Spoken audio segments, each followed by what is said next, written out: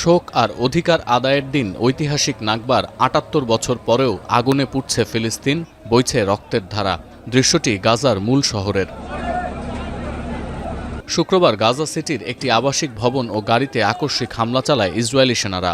আইডিএফের দাবি, এই হামলায় লক্ষ্যবস্তু করা হয়েছে ২০২৩-এর অক্টোবরে হামাসের হামলার অন্যতম প্রধান পরিকল্পনাকারী ইজ আল-দিন আল-হাদ্দাদকে এবং অভিযানে তিনি নিহত হয়েছেন। ২০২৫-এর মে মাসে মোহাম্মদ সিনওয়ার নিহত হওয়ার পর সশস্ত্র এই গোষ্ঠীর সামরিক প্রধান হয়েছিলেন আল-হাদ্দাদ। যদিও এই হত্যাকাণ্ডের বিষয়ে এখনও কোনো প্রতিক্রিয়া জানায়নি হামাস। তবে গাজার স্বাস্থ্য মন্ত্রণালয়ের দাবি, এই হামলায় নারী ও শিশুসহ বেশ কয়েকজন বেসামরিক নাগরিকের প্রাণহানি হয়েছে, আহত হয়েছেন অনেকে। এসব ঘটনা প্রবাহের মধ্যেই চাপা পড়ে গেছে নাকবার ৭৮তম বার্ষিকী। কংক্রিটের স্তূপে পরিণত হওয়া গাজার স্কুলগুলো সাক্ষী দিচ্ছে আরও অনেকগুলো বছর মাথা তুলে দাঁড়াতে পারবে না এই উপত্যকার ভবিষ্যৎ প্রজন্ম।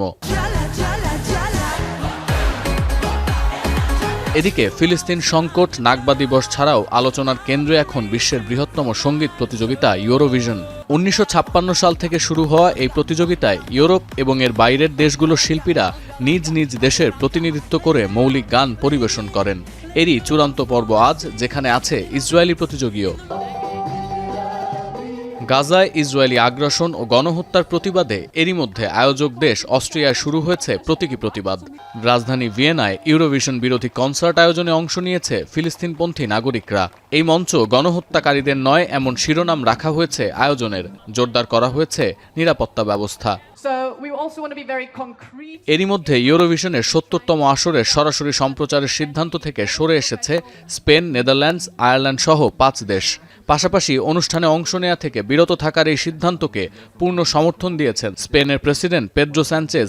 বলেছেন, ইতিহাস মনে রাখবে পক্ষে ন্যায়ের পক্ষে ছিল। সতীর্থ কর্মকার, এখন বিশ্ব।